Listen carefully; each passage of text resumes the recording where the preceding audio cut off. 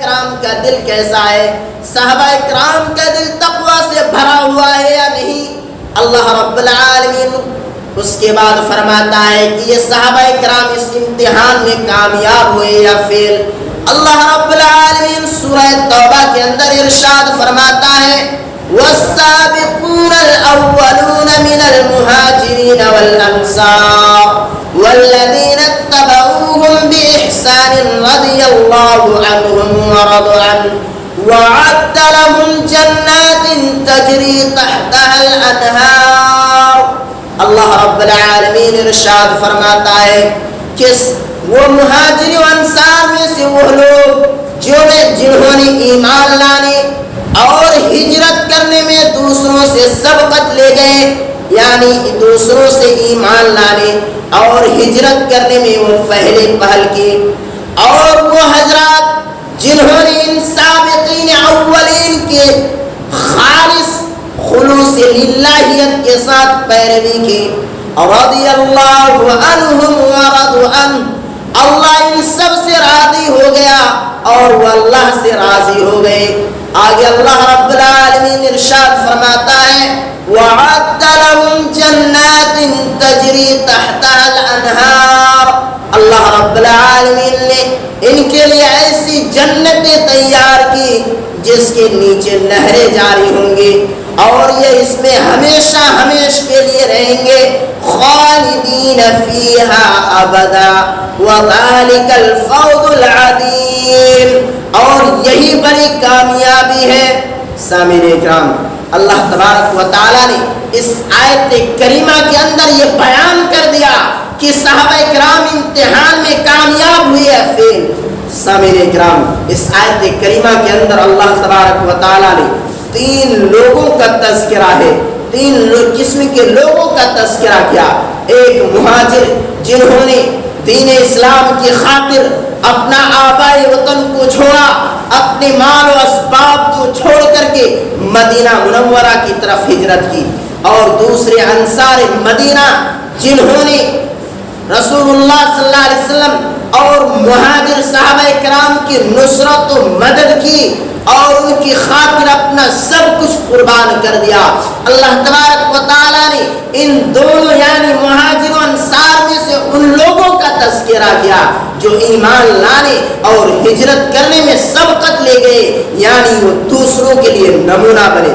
اور تیسرے قسم کے لوگ وہ حضرات ہیں جنہوں نے ان سابقین اولین کی خالص کے ساتھ پیروی کی، خلوص اور للہیت کے ساتھ پیروی کی، اور ان تینوں قسم کے تذکرہ کرنے کے بعد اللہ تبارک و تعالیٰ نے انہیں دو عظیم خوشخبریاں سنائی۔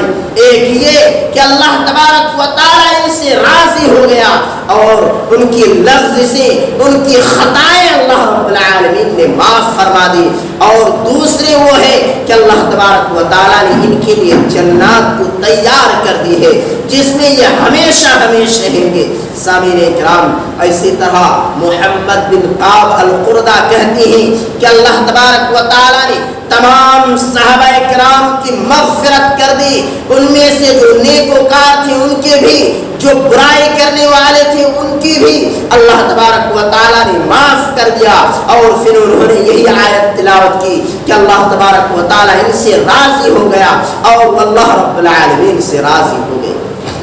سامعین اکرام، جب ابو جہل نے مدینہ مکہ سے نکل کر مدینہ منورہ کی طرف لڑائی کرنے کے لیے نکلے، اللہ کے پیارے حبیب جناب محمد الرسول اللہ صلی اللہ علیہ وسلم صحابہ کرام کے سامنے مشورہ لیا، صحابہ کرام کے سامنے کہا کہ میرے صحابہ کرام دیکھو، ان لوگوں کے ساتھ قریش والوں کے ساتھ جہاد کرنا ہے، قریش والوں کے ساتھ لڑائی کرنا ہے، تم لوگوں کی خیال کیا ہے؟ تم لوگ مجھے مشورہ دو۔ چنانچہ حضرت ابوبکر صدیق رضی اللہ تعالیٰ عنہ کھڑے ہوتے ہیں اور کہتے ہیں اے اللہ کے رسول ہم تیار ہیں۔ حضرت عمر بن خطاب رضی اللہ تعالیٰ عنہ بھی کھڑے ہوتے ہیں اور کہتے ہیں اے اللہ کے رسول ہم بھی تیار ہیں۔ اسی طرح مقداد بن اسود رضی اللہ تعالیٰ عنہ کہتے ہیں اے اللہ کے رسول اللہ تبارک و تعالیٰ نے آپ کو جو حکم دیا ہے آپ وہ حکم کی تعمیل کریں، آپ اس حکم کے اوپر عمل کرتے ہوئے لاؤ لشکر کے ساتھ تیار ہوں۔ ہم آپ کے ساتھ تیار ہیں۔ ہم بنی اسرائیل کی طرح یہ نہیں کہیں گے کہ تو جا اور تیرا رب جا کر کے لڑے۔ اے اللہ کے رسول، ہم بنی اسرائیل کی طرح نہیں کہیں گے۔ ہمیں اگر آپ ہمیں برق الغیمات تک جانے کے لیے کہے تو ہم بلا جھجک ہم وہاں تک پہنچنے کے لیے تیار ہیں۔ اے اللہ کے رسول، ہم میں سے کوئی شخص انکار نہیں کر سکتا۔ اللہ کے پیارے حبیب جناب محمد الرسول اللہ صلی اللہ علیہ وسلم نے دوبارہ انہی الفاظ کو لوٹایا اور کہا کہ اے میرے صحابہ کرام بتاؤ، قریش کے ساتھ لڑائی کرنا ہے، کیا تم لوگ میرے ساتھ دو گے یا نہیں؟ حضرت سعد بن معاذ رضی اللہ تعالیٰ عنہ کھڑے ہوتے ہیں اور کہتے ہیں اللہ کے رسول، کیا آپ ہم سے جواب طلب کر رہے ہیں؟ اللہ کے رسول صلی اللہ علیہ وسلم نے فرمایا کہ ہاں میں تم سے جواب طلب کر رہا ہوں۔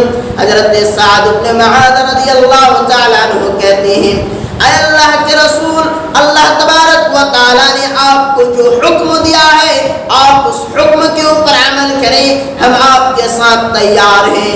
ہم لوگ تمام صحابہ کرام آپ کے ساتھ تیار ہیں اور ہم نے اسی بات کا آپ کے اوپر بیعت کی۔ اے اللہ کے رسول، اگر آپ ہمیں سمندر میں کودنے کا حکم دیں تو ہم بلا جھجک سمندر کے اندر کود جائیں گے اور ہم میں سے کوئی شخص انکار نہیں کرے گا۔ سامعین اکرام، یہ تھے صحابہ اکرام جنہوں نے نبی کائنات جناب محمد الرسول اللہ صلی اللہ علیہ وسلم سے محبت کی خاطر اپنے آپ کو قربان کر دیا۔ کوئی کسی کی یہ جرأت تھی کہ نبی کائنات جناب محمد الرسول اللہ صلی اللہ علیہ وسلم کے شان میں گستاخی کرے اور وہ پھر زندہ رہے؟ سامعین اکرام، بڑے مشہور صحابی ہیں حضرت عبد الرحمن بن عوف رضی اللہ تعالیٰ عنہ۔ غزوہ بدر کے موقع پر حضرت عبد الرحمن بن عوف رضی اللہ تعالیٰ عنہ لشکر کے ساتھ کھڑے ہیں، صف کے اندر کھڑے ہیں۔ حضرت عبد الرحمن بن عوف رضی اللہ تعالیٰ عنہ دائیں اور بائیں جانب دیکھتے ہیں تو دونوں جانب انصار کے دو چھوٹے چھوٹے نوجوان کم عمر کے بچے کھڑے ہیں۔ حضرت عبد الرحمن بن عوف نے خیال کیا، اپنے دل کے اندر گمان کیا کہ کاش میرے دونوں کنارے کے اندر، دونوں بازو کے اندر کوئی طاقتور لوگ ہوتے، کوئی مضبوط لوگ ہوتے تو ہمارا دفاع کرتے۔ اگر ہم سے کوئی چیز ہم سے کمزور ہوتی تو وہ ہمارے ساتھ مل کر کے لڑتے۔ اتنے میں ان میں سے ایک بچے نے پوچھا کہ اے ہمارے چچا جان، بتاؤ ابو جہل کون ہے اور وہ کہاں ہے؟ حضرت عبد الرحمن بن عوف کہتے ہیں کہ ان کا بھی جواب دینا ہوا نہیں کہ دوسرے نے کچوکا دیا اور کہا کہ چچا جان ابو جہل کہاں ہے، ہمیں بتائیے۔ حضرت عبد الرحمن بن عوف پوچھتے ہیں کیا میرے بھتیجے تمہیں ابو جہل سے کیا کرنا؟ کہا کہ اے اللہ کے اے ہمارے چچا جان، انہوں نے نبی کائنات جناب محمد الرسول اللہ صلی اللہ علیہ وسلم کو گالی دی ہے، نبی صلی اللہ علیہ وسلم کے شان میں گستاخی کی ہے۔ اے چچا جان، ہمیں ابو جہل کے بارے میں بتا دیجئے۔ عبد الرحمن بن عوف رضی اللہ تعالیٰ عنہ نے اشارہ کرتے ہوئے کہا کہ دیکھو وہ ابو جہل جا رہا ہے۔ اتنا سننا تھا کہ یہ دونوں بچے شیر کی طرح، باز کی طرح جھپٹے اور ابو جہل کو پکڑ کر کے انہیں قتل کر دیا۔ میرے بھائیوں، یہ تھے حضرت معاذ اور معوذ رضی اللہ تعالیٰ عنہما، جو دونوں چھوٹے چھوٹے بچے تھے، لیکن جب انہوں نے دیکھا کہ نبی کائنات جناب محمد الرسول اللہ صلی اللہ علیہ وسلم کو گالیاں دی جا رہی ہے، نبی کائنات جناب محمد الرسول اللہ صلی اللہ علیہ وسلم کے شان میں گستاخی کی جا رہی ہے، تو یہ دونوں جھپٹے اور ابو جہل کا کام تمام کر دیا۔ حضرت معاذ رضی اللہ تعالیٰ عنہ کہتے ہیں کہ جب میں نے ابو جہل کے اوپر حملہ کیا تو ان کا بیٹا اکرمہ نے دوڑ کر کے آ کر میرے اوپر حملہ کیا، جس سے میرے بازو ہاتھ کا ایک حصہ کٹ گیا اور صرف چمڑا لگا ہوا تھا، اور میں نے بہادری کے ساتھ ان لوگوں کے ساتھ جنگ لڑتے رہا۔ پھر جب میں نے یہ دیکھا کہ لڑائی کرتے کرتے میرا ہاتھ مجھے روکتا ہے، چنانچہ انہوں نے پیر کے نیچے اپنے ہاتھ کو رکھا اور زور سے کھینچا اور اس چمڑے کو، اس ہاتھ کو وہاں سے الگ کر دیا اور کہا کہ جو میرا رسول اللہ صلی اللہ علیہ وسلم کے راستے میں کام نہ آئے، جو ہاتھ کو رہ کر کے کیا فائدہ۔ میرے بھائیو، یہ صحابہ کرام تھے جنہوں نے نبی کائنات جناب محمد الرسول اللہ صلی اللہ علیہ وسلم کی خاطر اپنا سب کچھ قربان کر دیا۔ اسی لیے تو اللہ رب العالمین نے کہا کہ رضی اللہ عنہم ورضوا عنہ، کہ اللہ ان سب سے راضی ہو گیا اور وہ سب اللہ سے راضی ہو گئے۔ میرے بھائیو، یہ نبی کائنات جناب محمد الرسول اللہ صلی اللہ علیہ وسلم کے صحابی تو وہ تھے کہ اگر ایک منٹ کے لیے بھی نبی کائنات جناب محمد الرسول اللہ صلی اللہ علیہ وسلم کے پاس سے گزر، نبی کائنات جناب محمد الرسول اللہ صلی اللہ علیہ وسلم کو نہ دیکھتے تو غمگین ہو جاتے، پریشان ہو جاتے۔ نبی کائنات جناب محمد الرسول اللہ صلی اللہ علیہ وسلم کا ایک صحابی بڑی غمگین حالت میں آئے۔ اللہ کے رسول صلی اللہ علیہ وسلم نے دیکھ کر پوچھا کہ تم بڑے غمگین حالت میں ہو، تم پریشان حال ہو، بتاؤ کیوں پریشان ہو؟ صحابہ کرام نے جواب دیا، اے اللہ کے رسول، گھر میں بیٹھا ہوا تھا، اچانک میرے دل کے اندر ایک خیال آیا، بس اسی خیال سے میں پریشان ہوں، میں غمگین ہوں۔ اللہ کے رسول صلی اللہ علیہ وسلم نے فرمایا کہ بتاؤ وہ پریشانی کیا ہے؟ وہ صحابی بتاتے ہیں، اے اللہ کے رسول، دنیا میں جب مجھے کوئی تکلیف ہوتی ہے، جب کوئی ٹینشن آتا ہے، جب کوئی پریشانی آتی ہے، اے اللہ کے رسول آپ کے پاس آتا ہوں، آپ کا زیارت کر لیتا ہوں، میری ٹینشن ختم ہو جاتی ہے۔ اے اللہ کے رسول، کل قیامت کے روز بڑا ہولناک منظر ہوگا، بڑا ہی دہشتناک منظر ہوگا۔